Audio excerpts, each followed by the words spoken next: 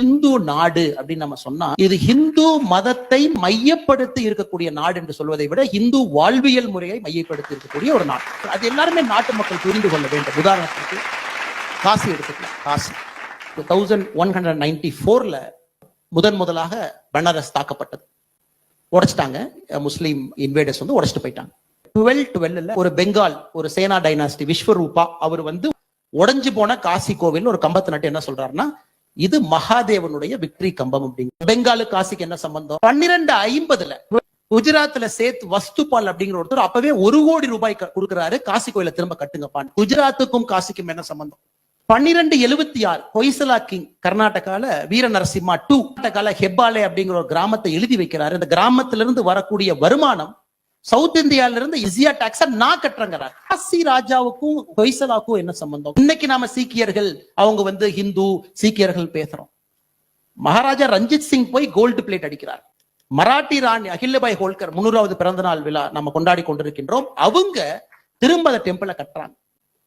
So ஒரு விஷயத்தையும் பார்க்கும் பொழுது ஒரு சிவிலைசேஷன் மார்க்கர் நாம எல்லோரும் ஒன்றாக நின்று இருக்கின்றோம். எப்பொழுதுமே நாம வடக்கு தெற்குன்னு பார்க்கலீங்க. மகாபாரத் சாப்டர் 9 பீஷ்ம பருவத்தை நீங்க எடுத்து படிச்சு பாத்தீங்கன்னா பாரத வருஷங்கிறது என்ன? 250 நாடுகள் இருக்கக்கூடிய பாரத் வருஷா.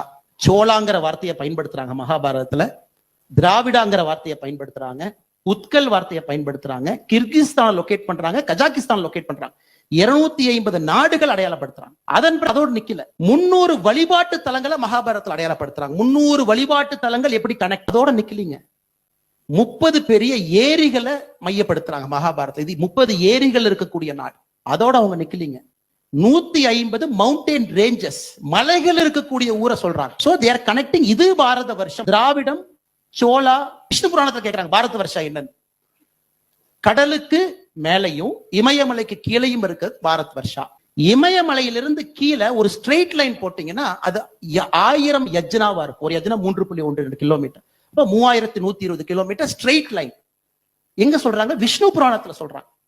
இன்னைக்கு யாராச்சும் உட்கார்ந்துக்கிட்டு வடக்கு தெற்குன்னு சொன்னாங்கன்னா அவங்க பெரிய முட்டாள்கள். காரணம், இவ்வளவு சரித்திரம் நம்முடைய நாட்டில் இருக்கு, இவ்வளவு விஷயங்கள் இருக்கு. விஷ்ணு புராணத்திலிருந்து மகாபாரதத்திலிருந்து ஒரு காசி அப்படிங்கிற ஒரு வழிபாட்டு தலத்தை இவ்வளவு சொல்ல முடியும். இத்தனை பேர் இருந்தாங்க. சோ எல்லாருமே நாம ஒரு லோக்கல் அடையாளம். இன்னைக்கும் பாரத் மாதா கி ஜெய். காரணம், பாரத நிலத்தில் இருக்கக்கூடிய நாம் பாரத அன்னையை வணங்குகின்றோம்.